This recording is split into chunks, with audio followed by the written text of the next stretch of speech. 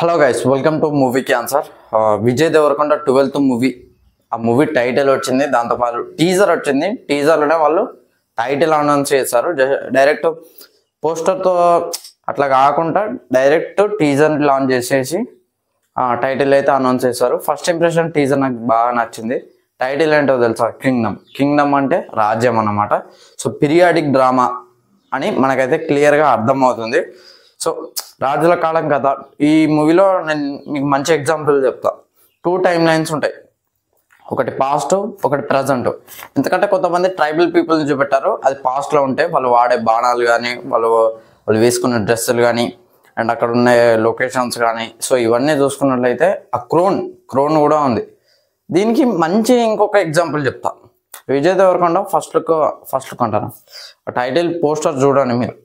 Poster observe చేస్తే left సైడ్లో crown ఉంటుంది, కిరీటం అని చెప్తున్నా.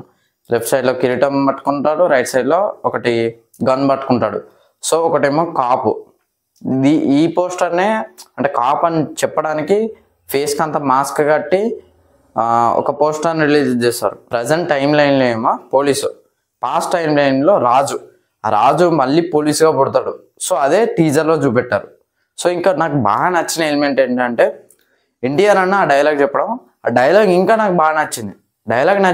డైలాగ్ని ఎన్టీఆర్ అన్న చెప్పడం ఇంకా నచ్చింది. దానికి అనిరుద్ధ్ బ్యాక్గ్రౌండ్ స్కోర్ ఇచ్చడం నాకైతే గూజ్ బంప్స్ వచ్చిన టీజర్స్ చెప్తా. నా లైఫ్లో నాకు ఈ టీజర్ చూస్తే అరే గూజ్ బంప్స్ రాబాయ్, లిటరల్లీ ఏం కట్ చేశారా టీజర్ని, అసలు ఏం ఎలివేషన్ రాబాయ్ అన్నట్టుగా ఒక 3 ఈ టీజర్ తోటి 3వ టీజర్ అన్నమాట. 2 టీజర్స్ చెప్తా.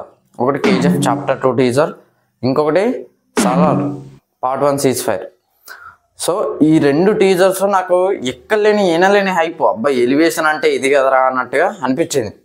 దాని తర్వాత ఈ టీజర్ కూడా ఎగ్జాక్ట్లీ అదే ఫార్మాట్లో కట్ చేస్తారు, వితౌట్ సెయింగ్ డైలాగ్.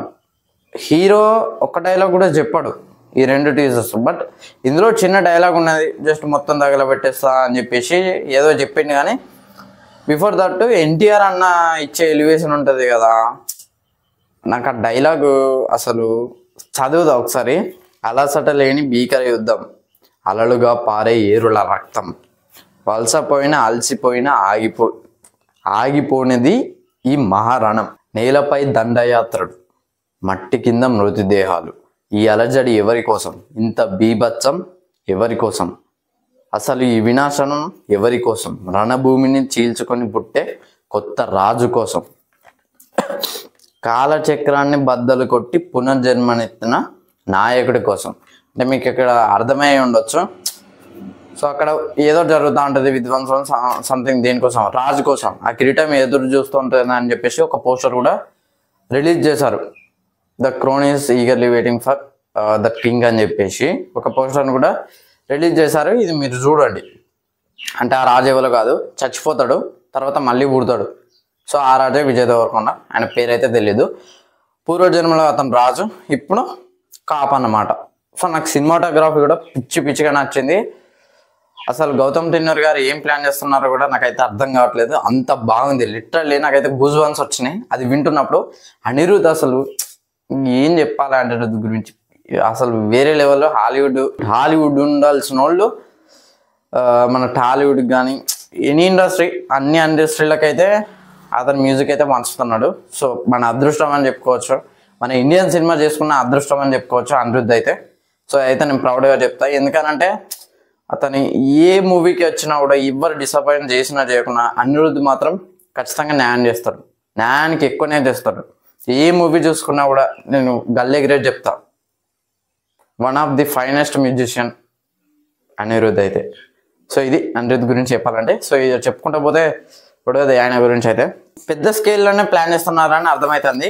ఈ మూవీకి పాజిటివ్ టాక్ వస్తే మాత్రం అంటే గట్టిగా నాగవంశి గారు ఒక ఇంటర్వ్యూలో ఏం చెప్పారంటే, గౌతమ్ తిన్నూర్ గారు ఆయన స్టైల్లో KGF తీస్తే ఎలా ఉంటుందో ఈ విజయ్ దేవరకొండ 12 కింగ్డమ్ మూవీ అలా ఉంటుందని చెప్పారు. ఇది ఎప్పుడో చెప్పింది. సో అంత హైప్ ఉన్నదన్నమాట ఈ మూవీకి. అంటే ఆయన డిసప్పాయింట్ చేయరు. ఆయన తీసిన 2 మూవీస్ అనుకుంటా, ఒకటి స్పై సంథింగ్, ఒకటైతే జెర్సీ. ఫస్ట్ మూవీ మళ్ళీ రావా. సో ఆ మూవీ కూడా చాలా బాగుంటుంది, అది ఒక లవ్ స్టోరీ. సో ఇది వచ్చేసి మీకు తెలిసి ఆల్రెడీ తెలిసిందే. ఇప్పుడు ఇది వచ్చేసి పీరియాడిక్ డ్రామా. సో ఒకసారి చూడండి. టీజర్ అయితే నాకైతే పిచ్చి పిచ్చిగా నచ్చింది, నేను ఏం చెప్పలేకపోతున్నా. ఎగ్జైట్మెంట్ అయితే అట్లున్నది. చాలా డీటెయిల్స్ అయితే ఉన్నాయి, నేనైతే బ్రేక్ డౌన్ చేయడానికి అయితే ట్రై చేస్తా. సో ఈ మూవీ వచ్చేసరికి May 30కి రిలీజ్ కాబోతుంది. మా అంటే ఇంకో 3 మంత్స్, గట్టిగా 3 మంత్స్ వేసుకోవాలి. 3 మంత్స్లో అయితే మనం విజయ్ దేవరకొండ 12 మూవీని అయితే చూడబోతున్నాం. ఆయన ట్రాన్స్ఫర్మేషన్స్ కూడా సూపర్ చేస్తారు. అంటే ఐ మీన్ ఆయన గెటప్, ఇప్పుడు ఆ హెయిర్ స్టైల్ వేరే ఉన్నది. అప్పుడెప్పుడో లీక్డ్ పిక్చర్ వచ్చింది. సో ఇదేంట్రా ఇలా ఉంది, ఏం ప్లాన్ చేస్తాను, ఫ్లాప్ అయితే కావచ్చు అది ఇది అని చెప్పినాం. కానీ గట్టిగా ఈ మూవీలో మాత్రం స్టోరీ ఉంటే మాత్రం ఉన్నది. ఆల్రెడీ మన అందరికీ తెలిసింది. మూవీ మీద బాగా వీళ్ళు కరెక్ట్ ప్రమోషన్స్ చేస్తే మూవీ చాలా బాగా ఆడితే మాత్రం ఖచ్చితంగా 1000 కోట్లు కొడతాయి. అందరూ అయితే డౌట్ లేదు, విజయ్ దేవరకొండ 1000 కోట్లు కొడతారా? ఇట్లాంటివి అయితే మానేయండి, కలలు కనకండి. మూవీ ఆడితే మాత్రం ఎక్కడికి వెళ్ళిపోతాయి. కాంతారా ఏ రేంజ్, ఆ డైరెక్టర్ ఎవరో మనకు తెలియదు. ఆ టైంలో చెప్తున్నా, ఆ డైరెక్టర్ తెలియదు, మూవీ తెలియదు, ఆయన ఏ రేంజ్లో ఆడి. ఇప్పుడు KGF చూసుకోండి ఫర్ ఎగ్జాంపుల్, బాహుబలి తెలియదు. అయినా ఈ మూవీ 3 లాంగ్వేజెస్ ఉన్నాయి అనుకుంటాం. అంటే కింగ్డమ్ అని పెట్టి 3 లాంగ్వేజెస్ కింద అయితే ఇచ్చారు. ఒకసారి చూడండి. మేబీ ప్యాన్ ఇండియా అయితే బెటర్ అనిపిస్తుంది. ప్యాన్ ఇండియానా కాదా అంటే 3 లాంగ్వేజెస్లోనే వాయిస్ డబ్బిడ్ అయితే జరిగింది.